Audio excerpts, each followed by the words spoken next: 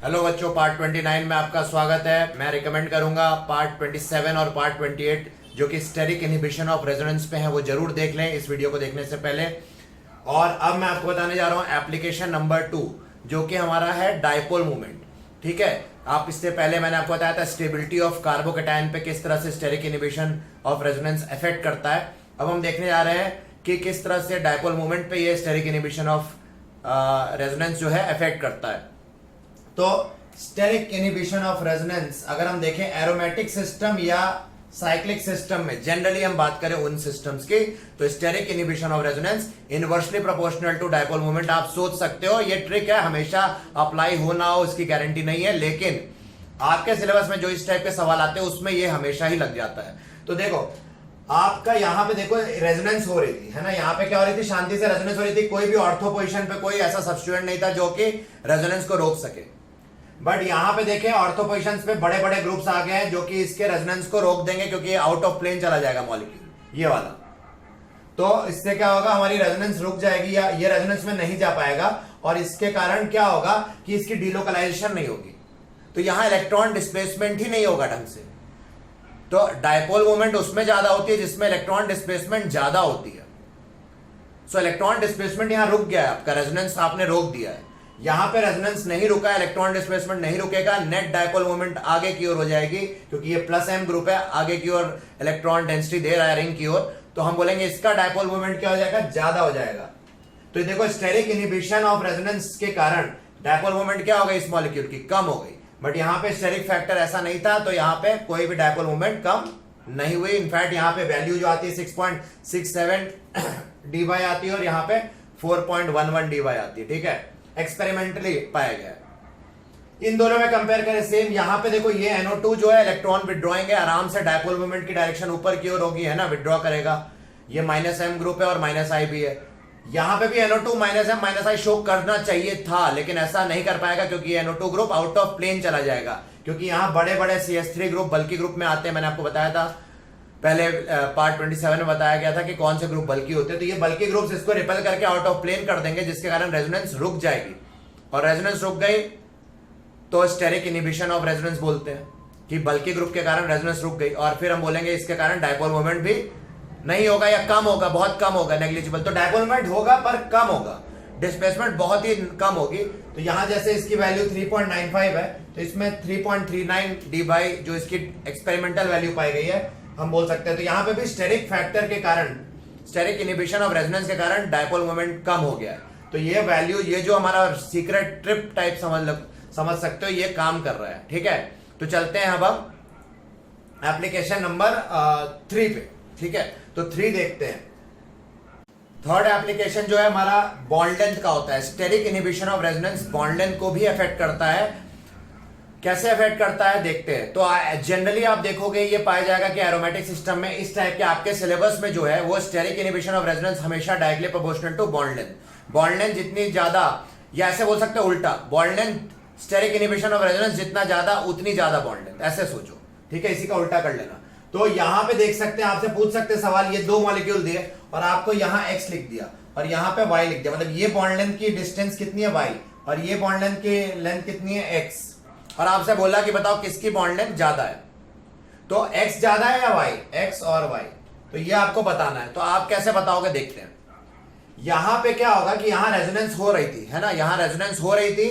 NO2 group का जो structure है ऐसा होता है, तो ये रेजोनेंस कर सकता है। तो रेजोनेंस के कारण क्या होता है, ड्यू टू रेजोनेंस, यहां पे रेजोनेंस है, उसमें पार्शियल डबल बॉन्ड कैरेक्टर आ जाता है यहाँ पे x में, और आपको मालूम है पार्शियल डबल बॉन्ड कैरेक्टर ऐसा दिखता है, और पार्शियल डबल बॉन्ड कैरेक्टर की जो बॉन्ड लेंथ होती है सिंगल बॉन्ड से कम होती है।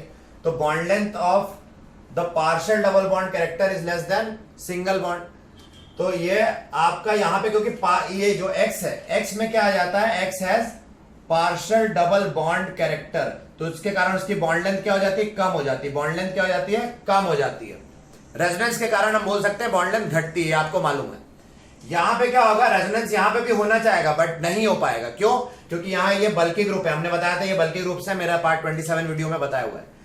ये ग्रुप क्या करेंगे, इसको रिपेल कर देंगे, NO2 को आउट ऑफ प्लेन भेज देंगे, और उससे क्या होगा, स्टेरिक इनहिबिशन ऑफ रेजोनेंस हो जाएगा। ये रेजोनेंस में पार्ट नहीं ले पाएगा NO2 और क्या होगा, क्योंकि रेजोनेंस में पार्ट नहीं लिया तो डीलोकलाइजेशन नहीं होगी, मतलब पार्शियल डबल बॉन्ड कैरेक्टर ही नहीं आएगा इधर। तो यहां ये सिंगल बॉन्ड ज्यादा कैरेक्टर दिखाएगा। तो यहां पे सिंगल बॉन्ड कैरेक्टर हमें मालूम है single bond is has more bond than that partial double bond. तो हम बोलेंगे Y has no partial double bond character, it has single bond character, therefore its bond length is more. तो आपको simple सा answer क्या हो गया, which has more bond length, obviously Y is having more bond length, मतलब bond जो है लंबा है, ये वाला CN, ये कार्बन नाइट्रोजन बॉन्ड लेंथ लंबा है एज कंपेयर टू ये कार्बन नाइट्रोजन बॉन्ड लेंथ। तो ये था हमारा एप्लीकेशन नंबर 3 जो कि स्टेरिक इनहिबिशन ऑफ रेजोनेंस का है। अब हम चलते हैं बच्चों स्टेरिक इनहिबिशन ऑफ रेजोनेंस के एप्लीकेशन नंबर 4 पे, ठीक है। देखते हैं application number 4 steric inhibition of resonance का देखते हैं। इसमें बॉइलिंग पॉइंट और मेल्टिंग पॉइंट को भी अफेक्ट कर देता है, ठीक है। किस तरह से करता है देखते हैं। तो इस सवाल में देखें दोनों में ही, इसमें भी देखो NH2 है और यहां पे NH2 के बगल में ऑर्थो पोजीशन पे बड़ा ग्रुप है Cl, बट बहुत बड़ा नहीं पर ठीक ठाक बड़ा ग्रुप है। तो यहां पे थोड़ा मोड़ा SIR इफेक्ट हो रहा होगा, ठीक है, बट यहां पे SIR इफेक्ट और ज्यादा हो रहा होगा क्योंकि यहां CH3 ग्रुप है, CH3 भी बल्कि है और बड़ा थोड़ा ग्रुप, ये पूरा ग्रुप और बड़ा हो गया और Cl यहां पे है। तो ये ज्यादा स्टेरिक इनहिबिशन ऑफ रेजोनेंस का केस है, यानी कि ये जो पूरा ग्रुप है ये थोड़ा सा प्लेन से बाहर चला जाएगा, इसमें रेजोनेंस कम होगी। तो हम बोलेंगे यहाँ पे रेजोनेंस इफेक्ट क्या हो जाएगी, रेजोनेंस इफेक्ट कम हो जाएगी, यहाँ पे रेजोनेंस क्या होगी, ज्यादा हो रही है, मतलब यहाँ स्टेरिक इनहिबिशन ऑफ रेजोनेंस जैसा कुछ हो गया है ज्यादा। तो स्टेरिक इनहिबिशन ऑफ रेजोनेंस के कारण क्या होगा कि ये रेजोनेटिंग स्ट्रक्चर इसके ऑब्वियसली नहीं बनेंगे या कम बनेंगे या बहुत ही मिनिमल रहेगा, जिसके कारण ये लेस स्टेबल की कैटेगरी में आ सकता है। और उसके कारण ये क्योंकि स्टेबलाइज फिर अपने दूसरे तरीके से करना चाहेगा, आयनिक फॉर्म में नहीं करके ये हाइड्रोजन बॉन्डिंग या ऐसे करके ये स्टेबलाइज करेगा, जिसके कारण ये एसोसिएट करेगा मॉलिक्यूल्स के साथ, क्योंकि ये लोन पेयर जो है एसोसिएट करना चाहेगा किसी के साथ। तो उसके कारण इसकी बॉइलिंग पॉइंट बढ़ जाएगी, एसोसिएशन से क्या होता है बॉइलिंग पॉइंट बढ़ती है। तो ये जो है हमारा, क्योंकि ये लोन पेयर डीलोकलाइज ज्यादा है तो ये उतना एसोसिएट नहीं करेगा दूसरे हाइड्रोजन अगर प्रेजेंट हो वाटर मॉलिक्यूल के, तो वहां बॉइल या अपने ही दूसरे मॉलिक्यूल के साथ, तो यहां बॉइलिंग पॉइंट कम हो जाएगा, एसोसिएशन कम है, यहां बॉइलिंग पॉइंट बढ़ जाएगा या मेल्टिंग पॉइंट बढ़ जाएगा, ठीक है। तो ये एक हमारा स्टेरिक इनहिबिशन ऑफ रेजोनेंस का जो नेक्स्ट था एप्लीकेशन है। अब इसमें एक और बात मैं आपको बताऊंगा, इवन तो ये स्टेरिक फैक्टर से रिलेटेड है, स्टेरिक इनहिबिशन ऑफ रेजोनेंस से नहीं, कि जैसे एल्डिहाइड कीटोन में भी हम जब बॉइलिंग पॉइंट निकालते थे, अल्कोहल में निकालते थे, तो जितना ज्यादा बल्कीनेस मतलब ब्रांचिंग होती थी, तो इस अल्कोहल का हमने बताया था, आप पढ़े होंगे, आपको बताऊंगा मैं आगे, कि बॉइलिंग पॉइंट ब्रांचिंग के इनवर्सली प्रोपोर्शनल होता है। बॉइलिंग पॉइंट कम हो जाता है अगर ब्रांचिंग बढ़ गया। ब्रांचिंग बढ़ गया मतलब क्या, बल्कि ग्रुप्स आसपास आ गए ना, ये देखो ये बड़े बड़े ग्रुप, तो यहाँ वैंडरवाल जो रिपल्शन ज्यादा होगा तो वैंडरवाल इंटरेक्शन कम हो जाता है। यहाँ पे वैंडरवाल रिपल्शन के कारण वैंडरवाल इंटरेक्शन कम हो जाता है, रिपल्शन ज्यादा है तो, और इंटरेक्शन कम हो गया तो ऑब्वियसली बॉइलिंग पॉइंट कम हो गया, क्योंकि वैंडरवाल इंटरेक्शन पे ही तो बॉइलिंग पॉइंट डिपेंड करता है।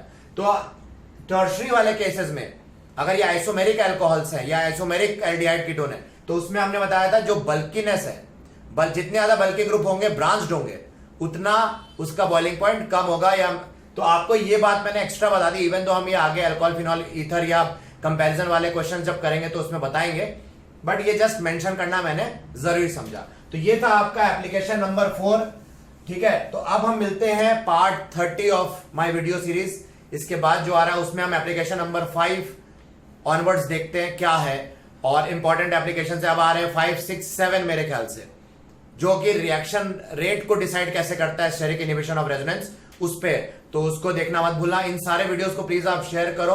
मिलते हैं नेक्स्ट पार्ट में। Thank you so much.